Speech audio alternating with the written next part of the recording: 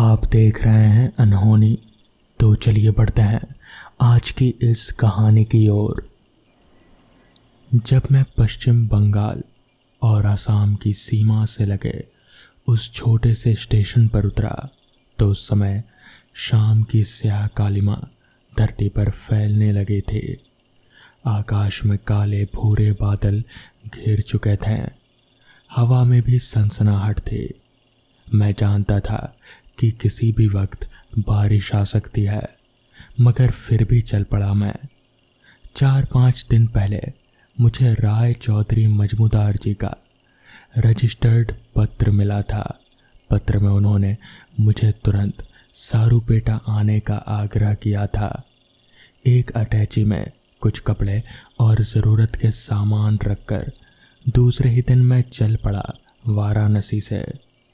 मजमूदार बाबू, मेरे ऊपर बहुत ही बड़ा उनका स्नेह है।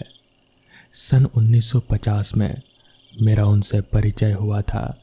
उन दिनों मैं कलकत्ता में रहकर बंगाली फिल्मों के प्रसिद्ध निर्देशक विपिन सेन के साथ था।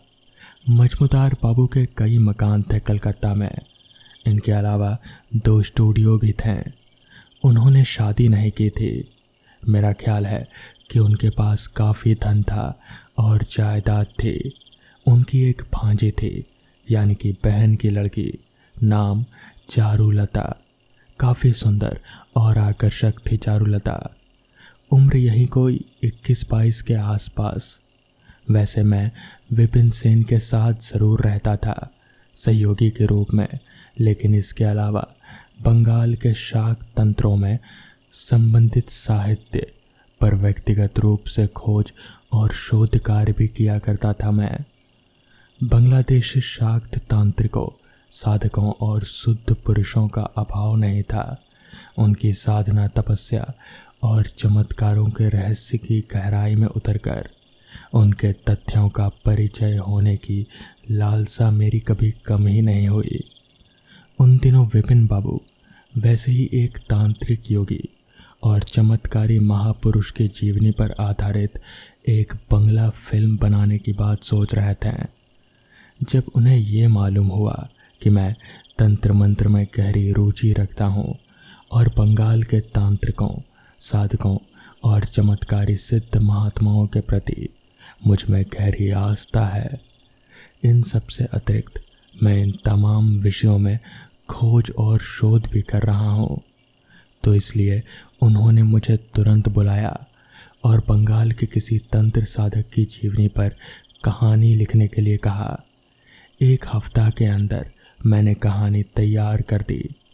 पश्चिम बंगाल के प्रसिद्ध तारापीठ के चमत्कारी सिद्ध योग बाबा बामा खेपा से संबंधित वो मेरी कहानी थी। शीर्षक भी रखा था मैंने बामा खेपा, और इसी नाम की फिल्म भी बनी। विपिन बाबू जैसे चाहते थे वैसे ही कहानी। काफ़ी खुश हुए और तुरंत काम शुरू कर दिया उन्होंने। चारुलता को अभिनय का काफ़ी शौक़ था। कॉलेज में होने वाले बंगला नाटकों में वो हमेशा भाग लिया करते थे। मेरे अनुरोध पर विपिन बाबू ने फिल्म में मुख्य नायिका का रोल उसे दे दिया। उसके बाद भी विपिन बाबू के आग्रह पर वैसे ही 3-4 फिल्में और लिखी मैंने। उन सब पर भी विपिन बाबू ने फिल्में बनाई। परिणाम ये हुआ कि जहाँ एक और मैं मजमूदार बाबू का खास आदमी बन चुका था, वहीं दूसरी ओर चारुलता से मेरे संबंध और भी ज़्यादा मधुर हो गए। सच तो ये था कि हम दोनों एक दूसरे से प्यार करने लगे थे। उसके पास रूप था, कला थी, और मेरे पास थी ख्याति। धन वैभव का भी अभाव नहीं था। मेरे पास क्या था?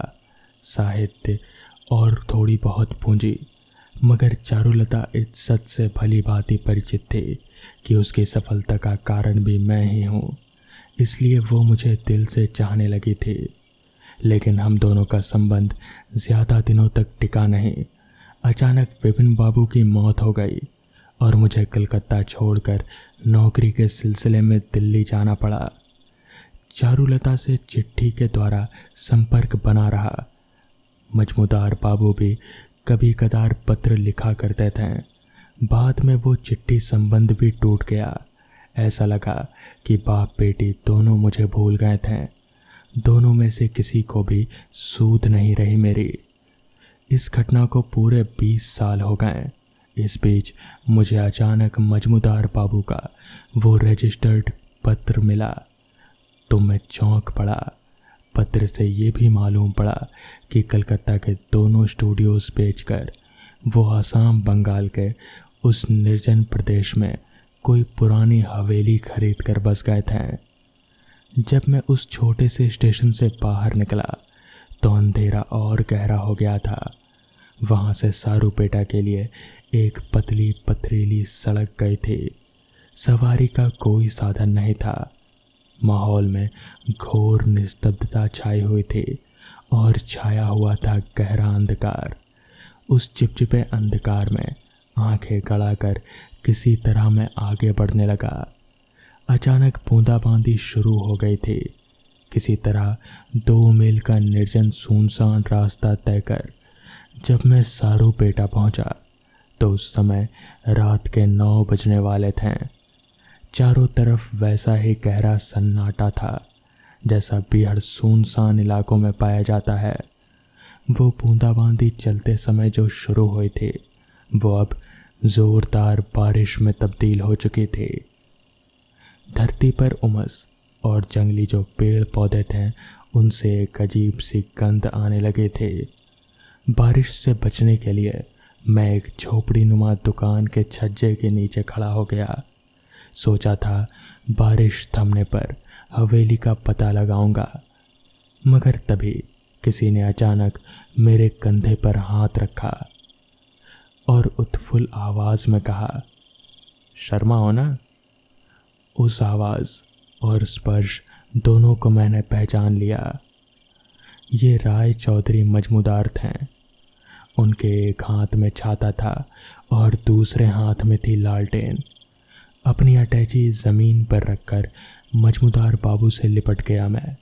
पूरे 20 साल के बाद हम मिले थे। कितनी ही बातें करने को हम बेताब थे, मगर जब मैंने उनकी ओर देखा तो अचानक अबाक होकर देखता ही रह गया मैं। कितने बदल गए थे मजमूदार बाबू। उनका बलिष्ठ शरीर कंकाल सा हो गया था। सिर के बाल बिल्कुल झड़ गए थे और उनके चेहरे पर झुर्रियाँ पड़ गई थी। उन्हें देखकर मुझे विश्वास ही नहीं हुआ कि ये वही मजमूदार बाबू थे जो कलकत्ता में शान और शौकत की ज़िंदगी बिताते थे और जिनकी गिनती कलकत्ता के रईसों में होती थी। आपकी तबीयत तो ठीक है मजमूदार बाबू? स्तब्ध होकर मैंने पूछा तो इस पर वो हंसकर बोले, पिछले साल तक तो मैं बिल्कुल ठीक था शर्मा जी, लेकिन अब डर और आतंक ने मेरा खून चूस लिया है। किसका डर? वही सब बतलाने के लिए तो मैंने आपको यहाँ बुलाया है।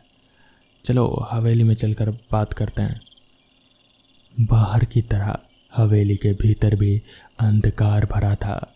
सामने वाला कमरा काफ़ी लंबा चौड़ा था। आंखें गड़ाकर देखने पर भी उस बड़े से कमरे में रखी बड़ी कुर्सियों और मेज़ों का सिर्फ आभास होता था। कीचड़ से भरे रास्ते से झोपड़ियों को पार करते पत्थर के जिस विशाल चबूतरे से होकर हम जिस कमरे में आए थे उसकी सीढ़ियाँ भी टूट गई थी। उनका एक एक पत्थर डगमगा रहा था। मुझे एक कुर्सी पर बिठाकर मजमूदार बाबू बोले, तुम यहीं बैठो शर्मा, मैं अभी आया। बाहर हवा का रफ्तार बढ़ रहा था। पता नहीं कहाँ से हवेली के भीतर हवा घुस रहे थे। मैं एक स्पष्ट रुदन महसूस कर पा रहा था। वो एक विचित्र आवाज़ सुनकर कोई भी आदमी पसीना पसीना हो जाता। मैंने उनकी ओर देखना चाहा, मगर उसके पहले ही हाथ में लालटेन उठाए मजमूदार बाबू चले गए और जब वापस लौटे तो उनके हाथ में चाय की ट्रे थी। आप कहाँ गए थे मजमूदार बाबू? मैं चाय बना रहा था। चाय पीकर फिर मैंने पूछा, आप किसी डर और आतंक के बारे में बता रहे थे, कोई आपको धमकी दे रहा है क्या? कौन है वो आदमी?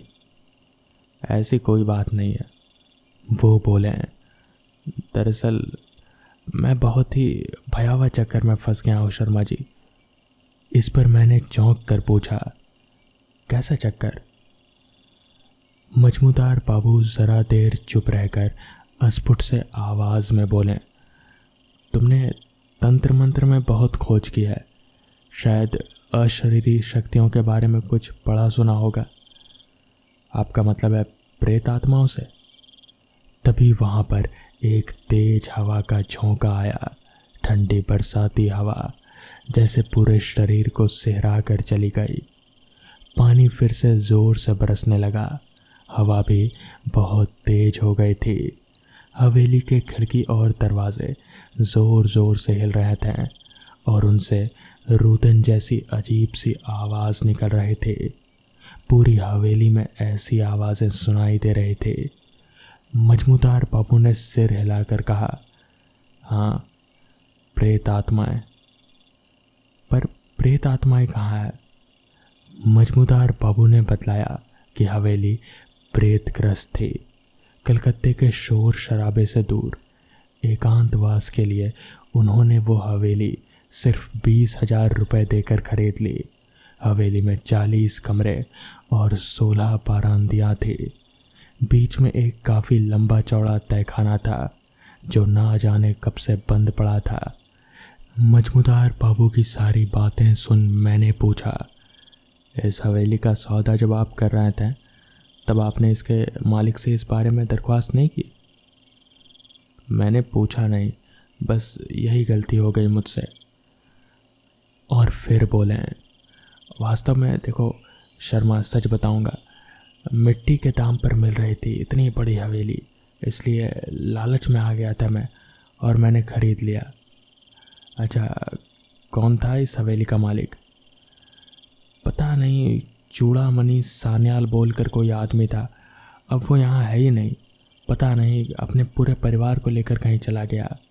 अभी हम लोग वहाँ पर बैठे बातें कर ही रहे थे कि तभी उस हवेली की सारी चीज़ें अपने आप ही हिलने लगी। पास ही में पड़ा टी टेबल अपने आप ही उठकर दूसरी जगह पर जाने लगा। तभी मजमूदार बाबू ने मेरी तरफ इशारा किया। मैं समझ गया कि मजमूदार बाबू किस बारे में बात कर रहे थे। कहीं ना कहीं मैं थोड़ा घबराने लगा था। मुझे समझ नहीं आ रहा था कि अब क्या करूं। पर तभी मजमूदार बाबू ने मेरे हाथ पर हाथ रखकर कहा, घबराओ मत, ये तुम्हें कोई नुकसान नहीं पहुंचाएगी और ना ही मुझे। बस ये हमारे साथ इस हवेली में रहती है। ये सुनकर तो मेरे होश ही उड़ गए।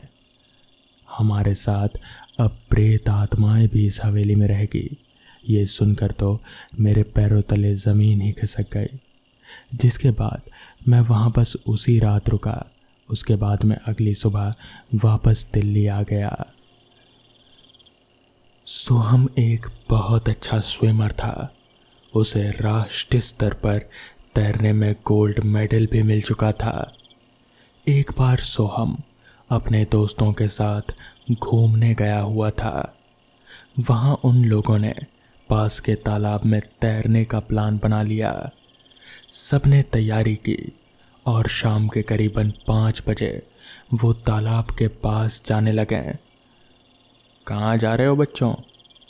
उन्हें तालाब की तरफ जाता देख वहाँ के सरपंच ने टोकते हुए कहा, पास के तालाब में तैरने जा रहे हैं हम। सोहम ने तुरंत जवाब दे दिया। सोहम का जवाब सुनकर कुछ देर के लिए सरपंच सुन्न रह गया और फिर अचानक से सोहम और उसके दोस्तों को वहाँ जाने से रोकने लगा। सोहम नहीं समझ पाया कि सरपंच उन लोगों को क्यों रोक रहे हैं। रुको बच्चों, उस तालाब की तरफ मत जाओ, वहाँ अक्सर लोगों के डूबने की घटनाएं घटती रहती हैं। सरपंच ने उन्हें जाने से लगभग मना करते हुए कहा, काका, सोहम तो स्विमिंग में नेशनल चैंपियन रह चुका है, आप निश्चिंत रहिए। सोहम के दोस्त निखिल ने सरपंच की बात को काटते हुए कहा, तुम लोग मेरी बात समझ नहीं रहे हो। वहाँ तैरना खतरे से खाली नहीं है। कहते हैं कि वहाँ डूबकर मरने वाले कई लोगों की आत्माएं उसी तालाब में भटकती रहती हैं और वहाँ जो भी तैरने वाला दूसरा लोग जाता है वो उन्हें मार डालती है। सरपंच ने उन लोगों को वहाँ जाने से रोकने के पीछे की असली वजह बता दी और वो वहाँ से चले गए। काका ने जो कहा क्या वो सच होगा? सोहम के कुछ दोस्त आपस में बातचीत करते हुए कहने लगे।